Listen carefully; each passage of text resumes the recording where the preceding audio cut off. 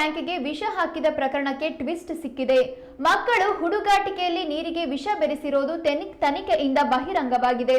ಹೊಸನಗರ ತಾಲೂಕಿನ ಹೂವಿನಕೋಣೆ ಶಾಲೆಯಲ್ಲಿ ನೀರಿನ ತೊಟ್ಟಿಗೆ ವಿಷ ಬೆರೆಸಿದ್ರಿಂದ ಮಕ್ಕಳು ಅಸ್ವಸ್ಥರಾಗಿ ಆಸ್ಪತ್ರೆಗೆ ಸೇರಿದ್ರು.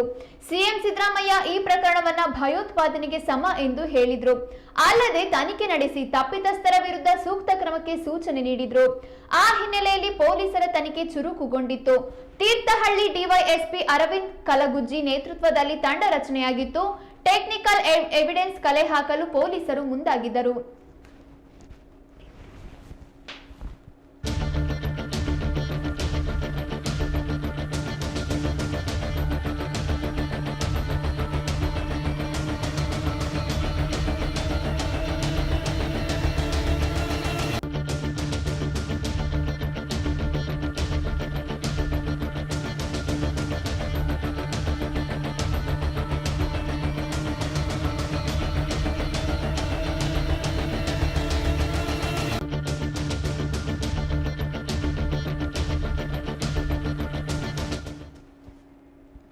ತನಿಖೆಯ ವೇಳೆ ಶಾಲೆಯ ಬಾಲಕನೇ ಈ ಕೃತ್ಯ ನಡೆಸಿರುವುದಾಗಿ ಬೆಳಕಿಗೆ ಬಂದಿದೆ.